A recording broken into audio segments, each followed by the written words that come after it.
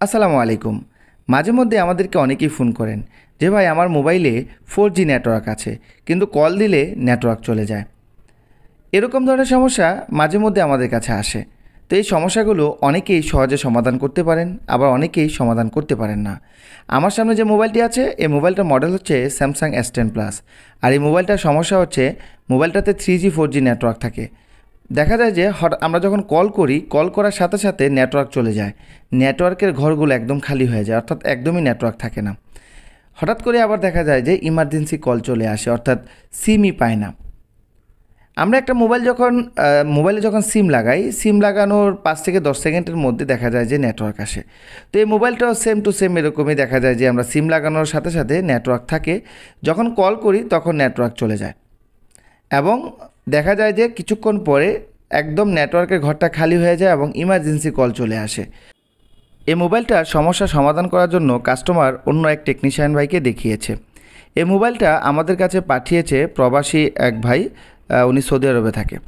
আপনারা লক্ষ্য করে দেখেন, আমি যখন কল দিচ্ছি নেটওয়ার্কের যে ঘরগুলো আছে, এন্টিনাগুলো আছে, এগুলো কিন্তু একদম খালি হয়ে গেছে এবং দেখাচ্ছে নেটওয়ার্ক।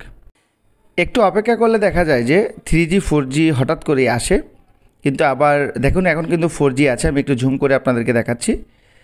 কিন্তু আবার দেখা যাবে যে হঠাৎ করেই এই 4G এবং 3G নেটওয়ার্ক কোনোটাই আর আসবে না, দেখা যাবে যে ইমার্জেন্সি কল শো করবে।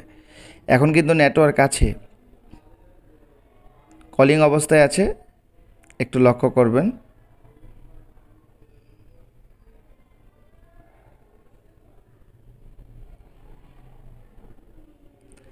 আমি কিন্তু আমার ফোন নাম্বারে অনেকবার কল দেওয়ার জন্য ট্রাই করছি, কল কিন্তু যাচ্ছে না। লক্ষ্য করে দেখেন, ডাটাও চালু আছে, খেয়াল করে দেখেন এখন কিন্তু ইমার্জেন্সি কল চলে আসছে। এই মাত্র কিন্তু 4G নেটওয়ার্ক শো করেছিল। আমি আপনাদেরকে একটু ক্লিয়ার করে দেখানোর চেষ্টা করছি, খেয়াল করবেন। বন্ধুরা, এই কাজটা কিন্তু আমার ছাত্রদেরকে প্র্যাকটিক্যাল দেখাচ্ছিলাম। আমাদের মোবাইল রিপেয়ার হসপিটাল BDর ট্রেনিং সেন্টারে প্রত্যেকটা কাজই প্র্যাকটিক্যাল শেখানো হয়। আর যারা মোবাইল রিপেয়ার কাজ শিখতে ইচ্ছুক, স্ক্রিনে দেওয়া হোয়াটসঅ্যাপ নাম্বারে আমাদেরকে সরাসরি ফোন করতে পারেন অথবা মেসেজ করতে পারেন। বন্ধুরা, চলুন দেরি না করে এই মোবাইলের সমস্যাটা আমরা কীভাবে সমাধান করতে পারি।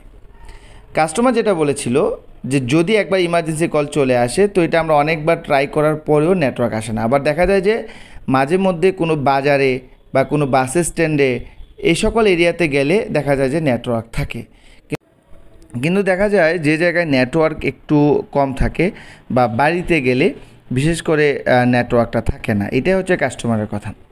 তো চলুন আমি আপনাদেরকে মাইক্রোস্কোপে দেখানোর চেষ্টা করছি, একটু খেয়াল করে দেখবেন।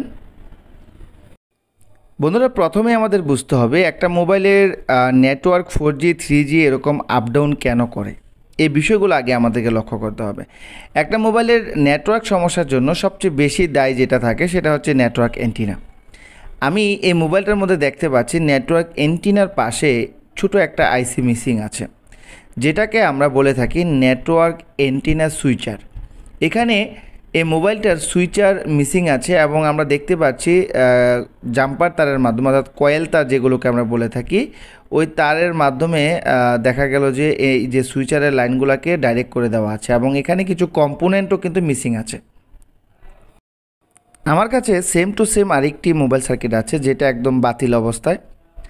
আমি যে মোবাইলটা কাজ করছি নেটওয়ার্কের, ওই মোবাইলটা কিন্তু দেখতে পাচ্ছেন একদম মোবাইল সার্কিটটা একদম ফ্রেশ আছে। আর অন্য যে মোবাইল সার্কিটটা, এটা কিন্তু পাওয়ার সেকশনের উপরে এবং কন্ট্রোল সেকশনের উপর থেকে স্টিলের প্যানেলগুলো রিমুভ করা আছে, কিন্তু নেটওয়ার্ক এন্টিনা যে সুইচারটা আছে ওই সুইচারটা কিন্তু এই মোবাইলের মধ্যে আছে। এখন আমরা এই সুইচারটাকে উঠিয়ে আমাদের যে মোবাইলটাতে নেটওয়ার্কের সমস্যা দেখাচ্ছে ওই মোবাইলের মধ্যে লাগাবো। দেখুন, এই পর্যন্ত স্যামসাং S10 প্লাসের অনেকগুলো মোবাইলের কাজ করেছি যেগুলোর এরকম নেটওয়ার্ক আপ ডাউন সমস্যা বা নেটওয়ার্ক ল সমস্যা যেগুলো আমরা পেয়েছি, বেশিরভাগ ক্ষেত্রে নেটওয়ার্ক সুইচারের পাশে যে ক্যাপাসিটারগুলো আছে ওই ক্যাপাসিটারগুলো লিকেজ হয়ে গেছে, অর্থাৎ শর্টেজ হয়ে গেছে। ওই ক্যাপাসিটারগুলোর কারণে দেখা যায় যে সুইচারের মধ্যে ভোল্টেজ ইনপুট হচ্ছিল না, যার কারণে মোবাইলও গরম হচ্ছিল, চার্জও কম থাকতো এবং নেটওয়ার্কও ঠিকঠাক কাজ করতো না। দেখুন, একটা মোবাইলের মধ্যে নেটওয়ার্ক সেকশনের মধ্যে যত নেটওয়ার্ক আইসি আছে বা নেটওয়ার্কের যে সকল সুইচার আছে, HV সুইচার বা LV সুইচার বা RX-এর জন্য বা RX লাইন TX লাইনের জন্য যে সুইচারগুলো আছে, প্রত্যেকটা সুইচারের জন্য কিন্তু ভোল্টেজ লাইনের দরকার আছে। এখন মনে করেন কোনো সুইচারের বা কোনো নেটওয়ার্ক আইসির ইনপুট ভোল্টেজের কোনো ক্যাপাসিটার যদি শর্ট হয়ে যায় বা লিকেজ হয়ে যায়, সেক্ষেত্রে কিন্তু ওই সুইচারের মধ্যে বা ওই আইসির মধ্যে ভোল্টেজ ইনপুট হবে না। আমরা কিন্তু এখানে এই মোবাইলটার মধ্যে এখানে এই বিষয়টাই দেখতে পাচ্ছি। এখানে আইসিটার পাশে কিন্তু একটা ক্যাপাসিটার ছিল, ওই ক্যাপাসিটার অংশটা ঝলসে গেছে। আর এখানে যে ভাই কাজ করছে দেখা যাচ্ছে যে নেটওয়ার্ক এন্টিনার লাইন থেকে একদম নিচের এন্টিনা পর্যন্ত তার দিয়ে জাম্পার করে দিয়েছে। এখানে অনেকটা অংশ কিন্তু কাটা দেখা যাচ্ছে, লাইনটা কাটা দেখা যাচ্ছে। তো বিষয়টা হলো সুইচার কখনো আপনি যদি বাইপাস করে দিতে যান, সেক্ষেত্রে হয়তো বা কিছু কিছু মোবাইলে কাজ হয়, কিন্তু কাজটা পারফেক্ট হবে না।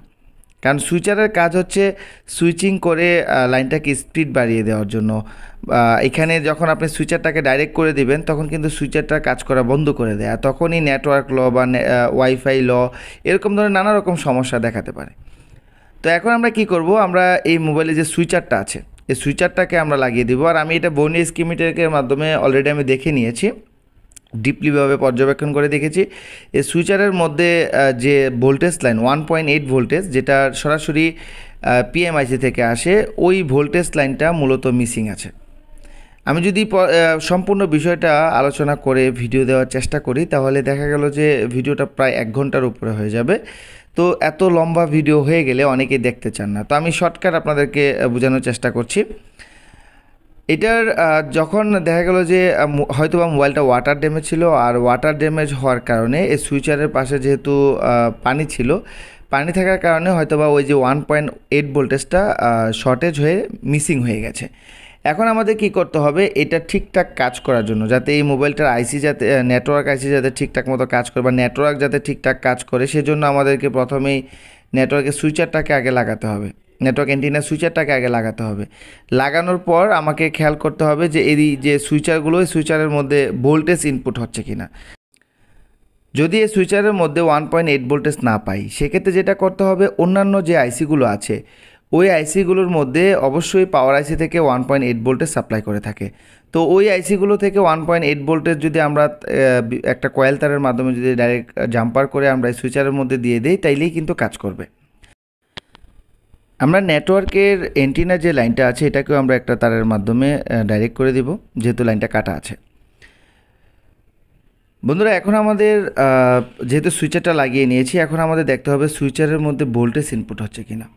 সুইচার যদি ভোল্টেজ ইনপুট না হয়, সেক্ষেত্রে কিন্তু সুইচার কাজ করবে না। আমরা এখানে সুইচারে কোনো প্রকার ভোল্টেজ পাচ্ছি না, তো আমি ডায়াগ্রামের মাধ্যমে দেখিয়ে নিয়েছি যে 1.8 ভোল্টেজটা কোথায় আছে। তো আমরা এখানে এই একটা ক্যাপাসিটারের মধ্যে 1.8 ভোল্টেজটা পেয়েছি।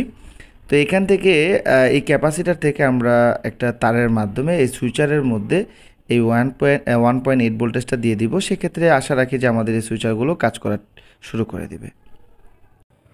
অবশ্যই এখানে একটা বিষয় খেয়াল রাখতে হবে, তারটা লাগানোর সময় যাতে এই তারটা আমাদের মোবাইলের গ্রাউন্ডের সাথে শর্টেজ না হয়ে যায় বা কোনো কম্পোনেন্টের সাথে লেগে যাতে শর্টেজ না হয়ে যায়।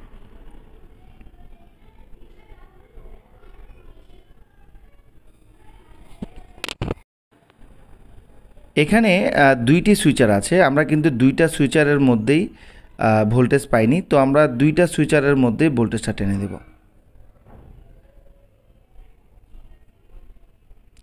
বন্ধুরা, বর্তমান মোবাইল রিপেয়ারের কাজ করতে গেলে বর্তমানে যে সকল মোবাইলগুলো আমাদের কাছে আসে, এই সকল কাজগুলো যদি আপনি প্রপারলিভাবে করতে চান, সেক্ষেত্রে কিন্তু বর্ণীয় স্কিমেটিক ডায়াগ্রামটা ভালোভাবে আপনাকে বুঝতে হবে।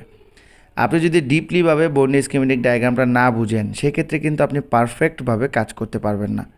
আর বর্তমান কাজগুলো কিন্তু আগের মতো নেই যে আপনি একটা মোবাইল আসলেও শুধু চার্জিং পোর্ট বা ঘষা মাজা দিয়ে কাজ করে ফেলবেন, এরকম সিস্টেম কিন্তু বর্তমান মোবাইলে কাজ করলে চলবে না। বর্তমান কাজ করতে গেলে অবশ্যই আপনাকে কাজ সম্বন্ধে ভালো ধারণা অবশ্যই থাকতে হবে। এখন আমরা মোবাইলটাকে ফিটিং করব। ফিটিং করার পর দেখব যে আমাদের মোবাইলে যে সমস্যাটা ছিল, নেটওয়ার্কে যে সমস্যাটা ছিল, এই সমস্যাটার সমাধান হয়েছে কিনা, কল দিলে নেটওয়ার্ক চলে যায় কিনা বা ইমার্জেন্সি কল চলে আসে কিনা, সেই বিষয়গুলো খেয়াল করতে হবে।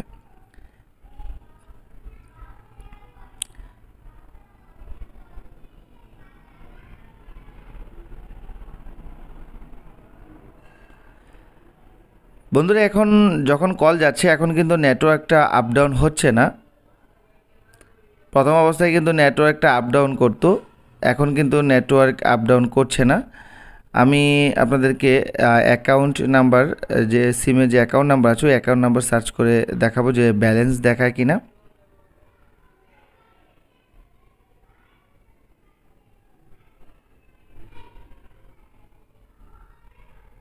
সিমের নাম কিন্তু শো করেছে। এখন আমি অন্য আরেকটি নাম্বার দিয়ে কল দিয়ে ট্রাই করব যে এটাতে কল ঢুকে কিনা।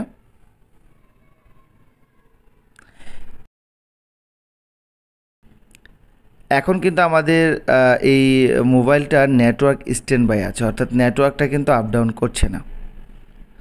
বন্ধুরা ভিডিওর শেষ লগ্নে আমি এইটাই বলবো যে কোনো নেটওয়ার্ক এন্টিনার সুইচার আপনারা কখনও বাইপাস করে দেওয়ার চেষ্টা করবেন না, কারণ নেটওয়ার্কের সুইচার যদি আপনি বাইপাস করে দেন সেক্ষেত্রে কিন্তু নেটওয়ার্ক প্রপারলিভাবে কাজ করবে না।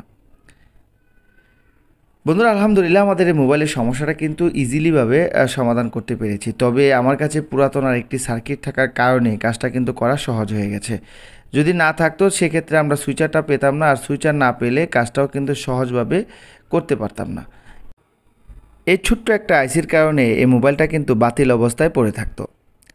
বন্ধুরা আমাদের এই মোবাইল রিপেয়ার হসপিটাল বিডির ইউটিউব চ্যানেলে এবং ফেসবুক পেজে প্রতিনিয়ত চেষ্টা করি এমন কিছু ভিডিও আপলোড করার জন্য যে ভিডিওগুলো দেখে সত্যিকার অর্থে আপনারা যাতে উপকৃত হন। আমাদের এই মোবাইল রিপেয়ার হসপিটাল বিডির ইউটিউব চ্যানেলের এবং ফেসবুক পেজের ভিডিওগুলো দেখে যদি আপনাদের ভালো লেগে থাকে অবশ্যই আমাদের ইউটিউব চ্যানেলটা সাবস্ক্রাইব করে দিবেন, আর যদি ফেসবুক পেজ থেকে ভিডিও দেখে থাকেন অবশ্যই আমাদের ফেসবুক পেজটাকে ফলো করে দিবেন। আজ আর নয়, কথা হবে আপনাদের সামনে নেক্সট কোনো ভিডিওতে। সেই পর্যন্ত সুস্থ থাকবেন, ভালো থাকবেন। আসসালামু আলাইকুম ওয়া রাহমাতুল্লাহি ওয়া বারাকাতুহু।